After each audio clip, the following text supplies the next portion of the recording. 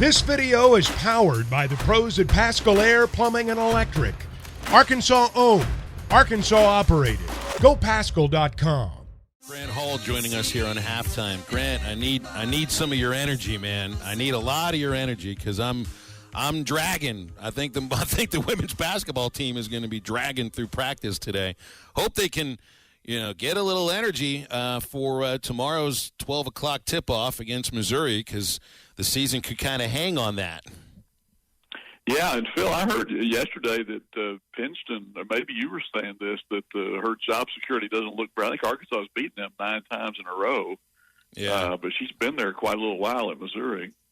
Yeah, they've been out of the tournament for, I think it's been 3 years in a row now. So, I don't know. I mean, I might just be looking into it a little bit because she's been really successful there. But it'll be interesting to see how Missouri comes out tomorrow because you know what it's like when the team feels like like maybe they're not playing out the string, but the coach could be playing out the string. Yeah, and it's weird. Some of those early games, you can hear the basketball bouncing, and you do have to create your own energy sometimes. But it's a big one. I mean, for Arkansas, they got in, I guess, at 7-9 last year. The league's not as good this year, except at the top. But, one more win, and, of course, we're saying that because your next game would be against South Carolina, and good luck with that, although Arkansas did beat them one time in the tournament, right? So They did. They beat them in the South Carolina Invitational and pissed Don Staley off in the process to the point where they haven't really lost many games since then. And, maybe even if you played well in that game and try to impress the committee a little bit, I know someone asked Jimmy Dykes last night about the Arkansas men, and he wasn't sure you could say they were definitively in the tournament. I mean, I think they are, but I don't think they need to lose by 20 or something and then lay an egg in the conference tournament. There are so many teams this year that have double-digit losses. That's where, I guess, parity has taken us. So Arkansas, I can't imagine going from a 14 net, to out of the tournament in 1 week. Can you? I mean, I think it would be nice to beat Kentucky for the second time this year on Saturday.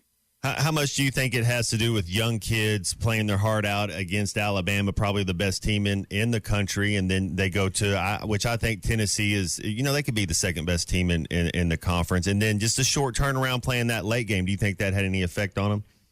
Yeah, absolutely, Matt. I was thinking about that, just trying to figure out how this team looked so good when they won, for example, on the road at Kentucky, and even in the first half at Alabama. Mm-hmm. And then that's 3 straight halves where they haven't played very well now. And I think that, Eric Musselman has experience with many Sunday to Tuesday turnarounds on the road, really, and even closer than that in pro basketball. But the team doesn't really, at least against opponents like that. And I think that, and together with how many minutes these guys have played this year, they just didn't. I mean, last night they made so many lazy. But they didn't have any pop, huh? Like it was, no. It was very, Yeah, 40 and 50-foot passes that were easily picked off, and it pretty much went through the whole team. Tennessee is very. I've got a friend that was telling me all about them before the game yesterday, and pretty much everything he said came true. The kid off the bench, James, played 29 minutes, and had a great game. And they did this even with losing that really good guard early in the game. So it kind of reminded me of the Ziegler fans of. Well, yeah, it reminded me of 1995 when UCLA in the championship game lost Tyus Edney in the first few minutes, and a guy named Cameron Dollar came in there and played lights out, and Toby Bailey scored 26 points. And, teams find ways to cover up for guys sometimes, and Tennessee came at you in waves last night, and I thought outscoring Arkansas 12-0 on the offensive glass in the first half was a real key to that thing. They established dominance that way. We had no play out of our bigs. Yeah, what's happened to Walsh and the Mitchells? Well, Mikal only played 10 minutes because of foul trouble last night, and Mackay didn't play very well either. And obviously you need those guys too. And then they tried Graham, and he played 3 minutes, and that was it. I mean, what he can do well is score, not necessarily play great defense or rebound that much. So, but even like Anthony Black, 6 turnovers last night. Nick didn't play that well. Walsh, I think, has totaled 5 points in his last 2 games. And even though they're freshmen, you need it from those guys. What do you think it is with Walsh, Grant? Because I just know to pick up on that Jordan Walsh comment, it seems like if he doesn't score early, he kind of checks out a little bit on the offensive side. That's what I see. I don't know. What do you see? Yeah, I don't know, Matt. I've thought ever since watching him last summer, I really was impressed with how serious-minded this guy was. Oh, I'm impressed with him, yeah. Yeah, but, he's not playing very well right now, and it ran through the team last night. Probably a lot of Arkansas fans had emotions bordering from anger, or maybe some of them turned it off at halftime. I don't know, but it wasn't what I was expecting. But they can get well on Saturday against Kentucky and really resume what has sort of been lately. I'm not going to say dominant, but Arkansas has done well against Kentucky lately compared to so much. Like Nolan Richardson, I think, was 8-13 against Kentucky, and that probably was one of the better records against them during that time period. So it'd be fun to take it to Calipari and company on Saturday. Well, Kentucky's playing really well right now, and Arkansas has been inconsistent at best. But with the first game, they were able to take Sheboy out of his game. I mean, he was relegated to just trying to hit jump shots instead of offensive rebound and stick backs and get position at the rim. I'm concerned about Arkansas's front court now.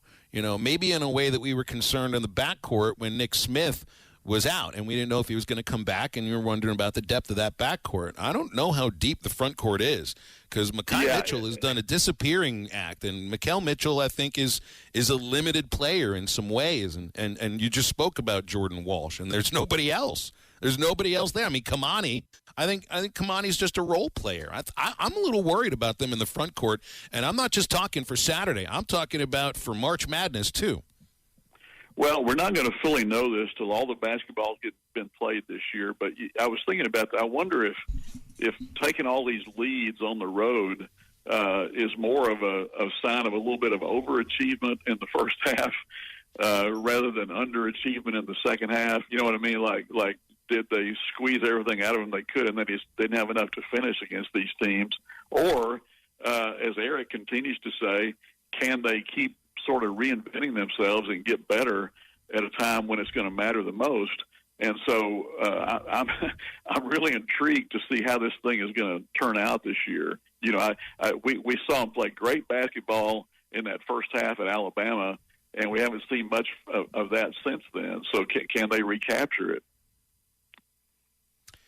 Jimmy Dykes also said, and we got a text in here from Hogballer who wanted to address this. Now, I didn't hear everything that Jimmy said, but when you go on social media, they'll tell you what he said. He thinks Anthony Black needs to come back for another year in order to become a better outside shooter. And he doesn't have a good shot. I mean, he's thrown up some bricks. He does so many other things, though, that are impressive. He's not going to come back. So, I mean, Jimmy might say that, but in reality, you know full well Anthony Black is not coming back. But I was thinking you could use the time to work on that jumper. Yeah, I mean, in a perfect world, you'd have Nick Smith and Anthony Black and Walsh for 3 years, and they'd be pretty good by the end of that time, right? I mean, none of them is really ready in the sense that to go in Grant, there. And you're so right. None of them are ready, and it's so weird how this basketball world is like they get them 4 years too early instead of letting them mature in college. I don't understand it. Yeah, I mean, now look at Isaiah Joe and Jalen Williams starting to have an impact, and Moses Moody still isn't, doing a whole lot statistically. And just think how much he could have helped Arkansas the last couple of years. I mean, it's not an ideal thing, but it's the world we're in, and Grant, it'd be tough.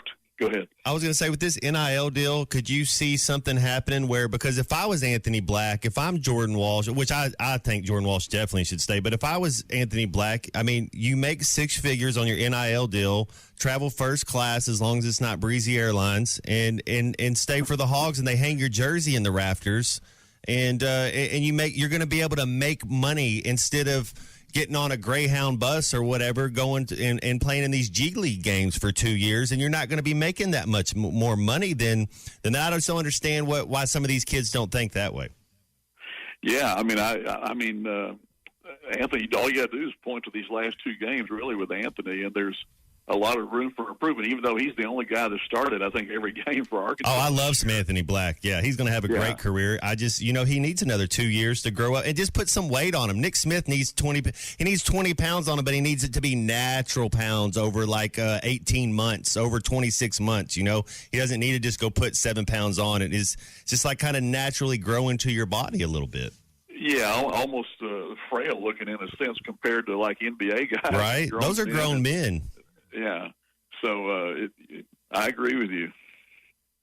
BetOnline remains your number one source for all your sports betting this season. Everything from the NFL and bowl season to esports. You'll find the latest odds, team matchup info, player news, and game trends at BetOnline. BetOnline features live betting, free contests, and live scores for almost any sport or game imaginable. We're the fastest and easiest way to bet on all your favorite leagues and events. Head to betonline.ag to join and receive a 50% welcome bonus on your first deposit. Make sure to use the promo code BELIEVE to receive your rewards. That's BLEAV. Bet online, where the game starts.